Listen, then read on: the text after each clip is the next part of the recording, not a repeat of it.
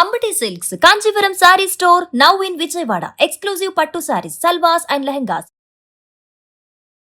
Suman TV ప్రేక్షకులకు నమస్కారం. తెలుగు నూతన సంవత్సరం ఉగాది 19న జరుపుకోవాలా లేదా 20న జరుపుకోవాలా ఈ సందిగ్ధం ఉంది. అలాగే ఆ రోజు పాటించాల్సిన పద్ధతులు ఏంటి, అలాగే చూసుకుంటే గనక ఏ వస్తువులు ఖచ్చితంగా ఆ రోజు ఇంటికి తీసుకురావచ్చు, ఏ వస్తువులు తీసుకొని రాకూడదు, అలాగే ఇంటిని ఏ సమయంలో ఏ విధంగా ఎలా శుభ్రపరచుకోవాలి, ఈ వివరణ అంతా కూడా తెలియజేయడానికి ప్రస్తుతం మనతో పాటు ఉన్నారు సంకల్ప మందిర్ నిర్వాహకులు, ప్రముఖ జ్యోతిష్యులు బ్రహ్మశ్రీ నందిపట్ల శ్రీహరి శర్మ గురువు గారు. వారితో మాట్లాడి మరిన్ని వివరాలు తెలుసుకుందాం. గురుగారు నమస్కారం. గురుగారు, వాగర్థావివ సంపృక్తౌ వాగర్థ ప్రతిపత్తయే జగతః పితరౌ వందే పార్వతీ పరమేశ్వరౌ ఆదిత్యాయ చ సోమాయ మంగళాయ బుధాయ చ గురుశుక్ర శనిభ్యశ్చ రాహవే కేతవే నమః. శృంగేరి జగద్గురు పీఠాధిపతులకి, కంచి పీఠాధిపతులకి నమస్కారములు తెలియచేసుకుంటూ కార్యక్రమాన్ని ప్రారంభిద్దాం. గురువుగారు, మరి 19న జరుపుకోవాలా 20న, ఏ వస్తువులు తెచ్చుకోవాలి, ఏవి తెచ్చుకోకూడదు, అసలు ఆ రోజు తెచ్చుకోకూడదు, ఇంటిని ఏ విధంగా ముందునే శుభ్రపరచుకోవాలా, ఆ వివరాలన్నీ కూడా తెలియచేస్తారా గురువుగారు? తప్పకుండానమ్మా. వీక్షించేటువంటి సుమన్ టీవీ ప్రేక్షకులకి శ్రీ పరాభవనామ సంవత్సర యుగాది శుభాకాంక్షలు. మీకు, మీ యాజమాన్యానికి కూడా తప్పకుండా ధన్యవాదాలు గురువుగారు. గమనించుకున్నట్లయితే చాలామందికి ఉండేటువంటి సందేహము, ఈ సంవత్సరం 19వ తారీఖున వస్తుందా ఉగాది, 20వ తారీఖున జరుపుకోవాలా? ఎందుకు అనంటే 19వ తారీఖు రోజున ఉదయం 6:52 వరకు అమావాస్య ఉండి తదనంతరం పాడ్యమి అంతా కూడా వ్యాప్తి చెంది ఉంది కాబట్టి 19వ తారీఖు రోజునే మనం ఉగాది జరుపుకోవాలి. దీనికి 2 ఉదాహరణలు చెప్తానమ్మా. సంకష్టార చతుర్థి చేసుకుంటారు. సాయంకాల ప్రదోషకాల సమయానికి రాత్రి అంతా కూడాను చవితి ఉన్నప్పుడే సంకష్టార చతుర్థి, ఉదయం పూట చవితి కాదు. అలాగే మాస శివరాత్రి, మహాశివరాత్రి కూడా సాయంకాలం నిశీ సమయంలో చతుర్దశి తిథి ఉండాలి. ఆ రోజే అనగా ఉదయం పూట త్రయోదశి ఉన్నప్పటికీ రాత్రిపూట చతుర్దశి ఉంటేనే మహాశివరాత్రి లేదా మాస శివరాత్రి. అదేవిధంగా అమావాస్యకు ఉన్నటువంటి లక్షణం ఏంటంటే మధ్యాహ్నం అంతా కూడాను వ్యాప్తి అయి ఉండాలి. కాబట్టి పాడ్యమి అంతా 19వ తారీఖు నాడు వ్యాప్తి అయి ఉంది. సూర్యోదయానికి కొన్ని ఘడియలు మాత్రమే ఈ యొక్క అమావాస్య ఉంది కాబట్టి 19వ తారీఖు రోజునే వీక్షించేటువంటి ప్రేక్షకులందరూ కూడా ఈ యొక్క నూతన సంవత్సర పరాభవ ఉగాది పండుగను జరుపుకోవడం అనేటువంటిది శాస్త్రోక్తముగా నిర్ణయించడమైనదని చెప్పవచ్చు. మాలో సందేహం అయితే నివృత్తి చేశారు గురుగారు. మరి ఎలా శుభ్రపరచుకోవాలి, ముందు రోజే అంటారా, ఏ విధంగా, ఏ సందర్భంలో, ఏ సమయంలో, అదంతా కూడా ఒకసారి వివరిస్తారా గురుగారు? తప్పకుండానమ్మా. వారంలలోకెల్లా మంగళ శనివారాలు అనేటువంటివి సాధారణంగా ఇంటిని శుభ్రపరచుకోవడానికి అనుకూలము కాదు. ఇక అలాగే అమావాస్య తిథులలో ఇది శుభ్రపరచుకోకూడదు. ముందు రోజు 18వ తారీఖు రోజున బుధవారం నాడు 8 గంటల తర్వాత ఈ యొక్క అమావాస్య ప్రారంభమవుతుంది కాబట్టి అమావాస్య రోజున మనం ఎట్లాగో శుభ్రపరచుకోకూడదు. తర్వాత ముందు రోజు చూద్దాము, 17వ తారీఖు అంటే మంగళవారం అయింది కాబట్టి వారం పనికిరాదు. సోమవారం నాడు ద్వాదశి ఉదయం 8:00 వరకు ఉంది కాబట్టి తదనంతరం ఈ యొక్క సోమవారం త్రయోదశి తిథి గడియలు ప్రారంభమైన తర్వాత అంటే 9 తర్వాత ఇల్లంతా కూడాను మీరు అనగా వీక్షించేటువంటి సుమన్ టీవీ ప్రేక్షకులు ఇంటినంతా కూడాను బూజు దులుపుకోవడము, శుభ్రపరచుకోవడము, ఇల్లంతా కూడా చక్కగా నీట్గా కడుక్కోవడం అనేటువంటిది సోమవారం నాడు చేసుకుంటే చాలా మేలు. అయితే ఇప్పుడు ఈ వీడియో ప్రసారం అయ్యే సమయానికి కొంతమంది మంగళవారం నాడు, బుధవారం నాడు చూస్తుండవచ్చు.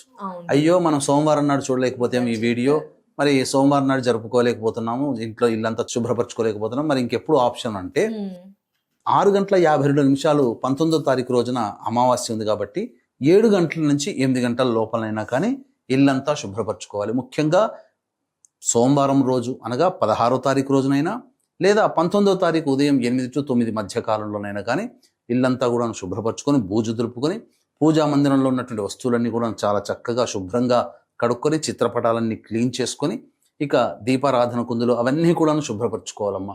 అయితే ఇంటిని శుభ్రపరచుకునే విషయంలో కూడా ఇంట్లో అప్పటి వరకు ఉన్నటువంటి నకారాత్మకమైన శక్తి అంటే నెగిటివ్ ఎనర్జీ పోయి పాజిటివ్ ఎనర్జీ రావాలి. పాజిటివ్ ఎనర్జీ అంటే ఏం లేదమ్మా, దేవతా శక్తి అని అంటారు. కాబట్టి మనం చక్కగా ముందుగా ఇల్లంతా కూడాను కడుక్కొని ఒక మంచి నీరు బకెట్లలో ఇల్లంతా కడుక్కొని శుభ్రపరచుకొని మాఫీస్ తుడిచిన తర్వాత మంచి నీటిలో గోమూత్రము కొంత, గంగా జలములు కొంత, అలాగే జాజికాయ, జాపత్రి, ఇలాచి, పచ్చకర్పూరం వీటన్నిటిని మెచ్చగా దంచి పొడి, అలాగే గళ్ళ ఉప్పు కొంత, పసుపు కొంత వేసి బాగా కలియబెట్టిన తర్వాత ఆ నీటితో ఒక పొడిగుడ్డను ముంచి మొత్తం ఇల్లంతా కూడాను మళ్ళీ ఒకసారి తుడిచిన, పూజా మందిరాన్ని, దేవతా వస్తువుల్ని చక్కగా తుడిచిన, ఆ దేవతా చిత్రపటాలకి సంబంధించి చక్కగా కడుక్కున్న, ఆ యొక్క నెగిటివ్ ఎనర్జీ ఇంట్లో ఉన్నదంతా పోతుంది. తదనంతరం ధూపం వేయాలమ్మా. అంటే ధూపము అన్నప్పుడు ఇక్కడ సాంబ్రాణి, గుగ్గిలము, మైషాచి ఇవన్నీ కూడా పూజా స్టోర్లో దొరుకుతాయి. వాటన్నిటితో కూడా కొద్ది కొద్దిగానే తెచ్చుకొని మనం ఇల్లంతా కూడా ధూపం వేస్తే ఆ నెగిటివ్ ఎనర్జీ పూర్తిగా వెళ్ళిపోయి దేవతా శక్తి అనేటువంటిది మన యొక్క ఇంట్లో ప్రవేశం చేస్తుంది. ఉగాది సందర్భంగా ఈ విధంగా ఇంటిని శుభ్రపరచుకోవడం ద్వారా మన ఇల్లంతా కూడాను శోభాయమానంగా ఉండడం, పిల్ల పాపలతో ఈ సంవత్సరం అంతా కూడా ఆనందంగా జీవించడానికి దేవతా అనుగ్రహాన్ని పొందడం అనేటువంటిది తప్పనిసరి. కాబట్టి ఈ విధంగా చక్కగా ఇంటిని శుభ్రపరచుకోవడం ద్వారా దేవతానుగ్రహాన్ని పొందొచ్చు.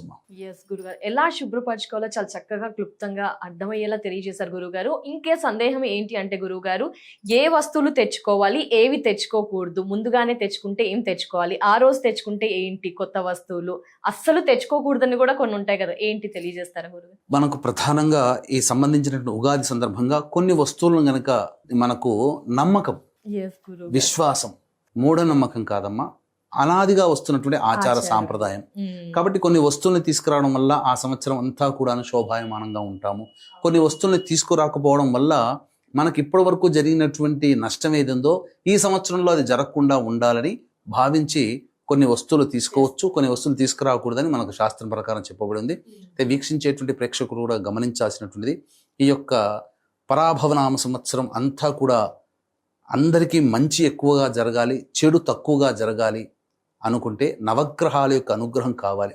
కాబట్టి ఇట్టి నవగ్రహాల యొక్క అనుగ్రహం కోసం మన పీఠమాధ్వర్యంలో ఏప్రిల్ 1వ తారీఖు చైత్ర పౌర్ణమి సందర్భంగా అత్యంత శీఘ్ర ఫలితాన్నిచ్చే హస్త నక్షత్రము ఉన్నప్పుడు సాయంకాలం 6 గంటలకి సర్వదోష నివారణ పూజలు హోమాలలో భాగంగా నవగ్రహ పాశుపత హోమము, ఆరోగ్యం కోసం మృత్యుంజయం, అలాగే సర్వకార్య జయసిద్ధికి సుదర్శన హోమము, రుద్రహోమము, విద్య, వివాహ, ఉద్యోగ, దాంపత్య, వ్యాపార అభివృద్ధికి సంబంధించి లక్ష్మీ మూలమంత్ర సంపుటిత లక్ష్మీ సూక్త హోమాన్ని జరిపించి శక్తిపాతము చేసినటువంటి కరుంగలి మాల ఇవ్వడం జరుగుతుంది.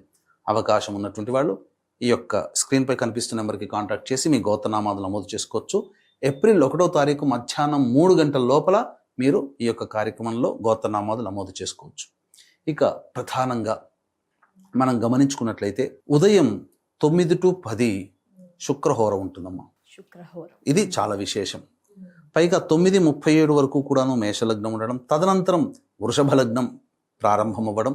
ఈ కారణం చేత 9:40 నుంచి ఉదయం 10 లోపల ఇప్పుడు చెప్పుకోబోయేటువంటి వస్తువులు ఏవైతే ఉన్నాయో అవి మ్యాక్సిమం సంపాదించుకోవచ్చు. అంటే ఆ జనరల్ స్టోర్ నుంచి గళ్ళ ఉప్పు ప్యాకెట్, పసుపు కొంతైన ప్యాకెట్, అలాగే దక్షిణావృత శంఖము, గోమతి చక్రాలు, లక్ష్మీ గవ్వలు ఇవన్నీ కూడాను పూజా స్టోర్లో దొరుకుతాయమ్మా. ఇవన్నీ కూడా మనం ఆ రోజు తీసుకురావచ్చు.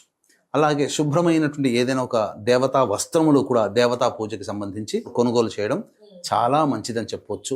అలాగే ఇల్లంతా కూడాను సుగంధ పరిమళంగా ఉండడానికి అవసరమయ్యే ధూప్ స్టిక్స్ ఉంటాయి కదా, ఆ ధూప్ స్టిక్స్ కూడా గోమయంతో చేసినటువంటి కూడా ఈ సమయంలో కొనుగోలు చేయాలి. ఇక తదనంతరం కొనుగోలు చేయకూడనటువంటి వస్తువులు ఏవైతే ఉన్నాయో ముఖ్యంగా పింగాణి పాత్రలు, గాజు పాత్రలు, అలాగే సీసంతో కూడుకున్నటువంటివి, ఇనుప సంబంధమైనటువంటి కత్తెరలు కానీ ఇవి తీసుకురాకూడదు. తీసుకొచ్చే వస్తువుల్లో మరీ ముఖ్యమైనటువంటిది చీపురు కట్ట తెచ్చుకోవాలమ్మా. తర్వాత ఈ సంబంధించినటువంటి వస్తువులు కొన్ని తీసుకురావడం, అలాగే మన చేతి మించి కూడాను ఎవరికి కూడా చీపురు కట్ట మనం కొనివ్వకూడదు. అలాగే నూనె సంబంధమైన వస్తువులు కూడా ఇంటికి తీసుకురాకూడదు, ఎవరికి కూడా దానము ఇవ్వకూడదు. ఇది ప్రధానంగా సంబంధించినటువంటిది. ఇక ఈ వస్తువులు చెప్పిన వస్తువులు తెచ్చుకోవడం, తీసుకురాకూడని వస్తువుల్ని తీసుకురాకుండా ఉండడం మంచిది. చాలా మంది కొత్తవి సామాన్లు కొనుక్కోవాలని ఆడవాళ్ళు ముఖ్యంగా పిన్నులు కొనుక్కుంటుంటారు, అట్లాగే క్లిప్పు లాంటివన్నీ, అవన్నీ ఇనుము సంబంధించినవే కదమ్మా. ఇంకోటి ఏంటంటే సెంటిమెంట్ ప్రకారం చాలా మంది ఈ మధ్య ప్రతి పండక్కి వాహనాలు కొనుక్కుంటున్నారు. కొత్త పండగ మనం వాహనం తెచ్చుకుందామని చెప్పి పోతారు, ఉగాది కదా అని చెప్పి. కానీ వాహనం కూడా ఇనుము సంబంధమైంది కదా, అటువంటిది మనం ఇంటికి తీసుకురాకూడదు. ఇది గమనించాల్సినటువంటిది. ఇక ఆ రోజంతా కూడాను ప్రతి మానవుడు కూడా, అంటే ఈ యొక్క సాంప్రదాయాన్ని ఆచరించే ప్రతి మానవుడు కూడా జాతి, కుల, మత విచక్షణ అనేది ఏదీ లేకుండా అందరూ శుభ్రమైనటువంటి వస్త్రములు ధరించాలి.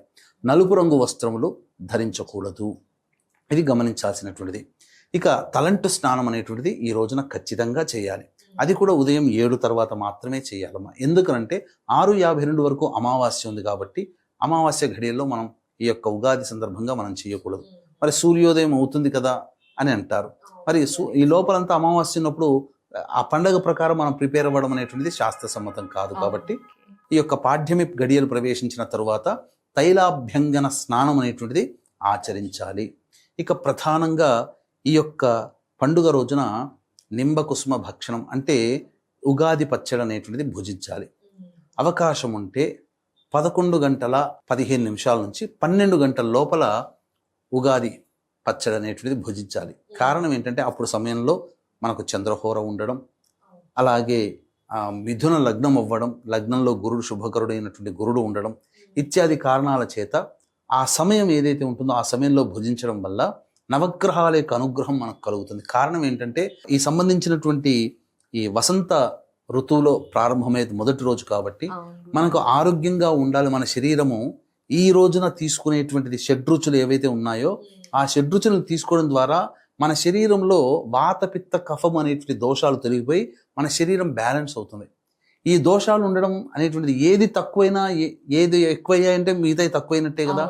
ఈ తక్కువైన సందర్భంగా కొన్ని రోగములు వస్తాయి. ముఖ్యంగా తీపి బాగా తిన్నాం అనుకోండి మధుమేహం వస్తుంది, కారం ఎక్కువగా తింటే బీపీ వస్తుంది, ఇలాగే పులుపు ఎక్కువగా తింటుంటే శరీరము చెడిపోతుంది. ఇలా ఈ షడ్రుచుల్ని బ్యాలెన్స్ చేసుకుంటూ ఉగాది పచ్చడి భుజిస్తూ ఈ యొక్క త్రిదోషాలని మనం అదుపులో పెట్టుకున్నట్లయితే మానవుడు 120 సంవత్సరాలు ఆరోగ్యంగా బతకగలుగుతాడు. ఇందులో ఉన్నది కాబట్టి ఈ విధంగా మన యొక్క త్రిదోషాలని బ్యాలెన్స్ చేసుకుంటూ ముందడుగు వేయాలమ్మా. ఇక ఈ విధంగా ప్రధానంగా చేయాల్సినటువంటిది ఈ రోజున తల్లిదండ్రుల ఆశీర్వచనం, పెద్దల ఆశీర్వచనం తీసుకోవాలి. అలాగే దేవాలయాల సందర్శనం సాయంకాలం పూట చేయాలి. ముఖ్యంగా ఈ రోజున ఎవరైతే పార్వతీ పరమేశ్వరులకి ధవనముతో కనుక అర్చన చేయిస్తే ఆ పార్వతీ పరమేశ్వరుల అనుగ్రహం సంపూర్ణంగా సంవత్సరం పాటు ఉంటుందని చెప్పవచ్చు. అవునమ్మా, ధవనంతో చేయాలమ్మా. చాలా ఇష్టం.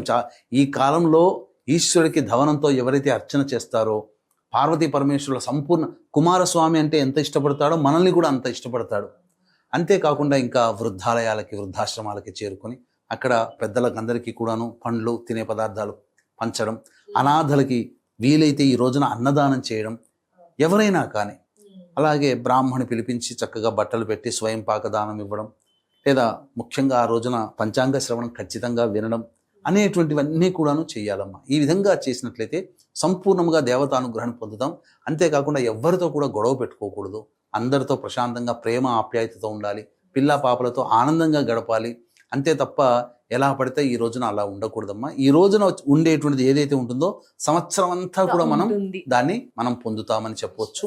అంతేకాకుండా దేవతానుగ్రహం ప్రతి మనిషి కూడాను పొందాలి. 12 రాశుల్లో జన్మించినటువంటి వారికి కూడా గురువు అనుకూలంగా లేడు. ఈ కారణం చేత కొన్ని అప్ అండ్ డౌన్స్ అనేటువంటి జీవితంలో ఉంటాయి. దీన్ని దృష్టిలో పెట్టుకుని ఈ సంవత్సరం అంతా నవగ్రహాల యొక్క అనుగ్రహం ఉండి అందరికీ మంచి జరగాలనే ఉద్దేశంతో మన పీఠం ఆధ్వర్యంలో జరిగే ఏప్రిల్ 1వ తారీఖు రోజున జరిగే సర్వదోష నివారణ పూజల్లో గోత్రనామాదులు నమోదు చేసుకోవడం ద్వారా సర్వదోష నివారణ అనేటువంటిది జరుగుతుంది. వాళ్ళకందరికీ కూడా దేవతానుగ్రహం ఉంటుందని చెప్పడంలో ఏమాత్రము సందేహం లేదు. ధన్యవాదాలు గురువు గారు. ఉగాదిని ఏ విధంగా చేసుకోవాలి, ఏమి తెచ్చుకోవాలి, 19న 20న ఒక క్లారిటీ ఇచ్చారు గురువు గారు. ధన్యవాదాలు. నమస్కారం. సర్వం శ్రీ ఉమామహేశ్వర పర బ్రహ్మార్పణమస్తు.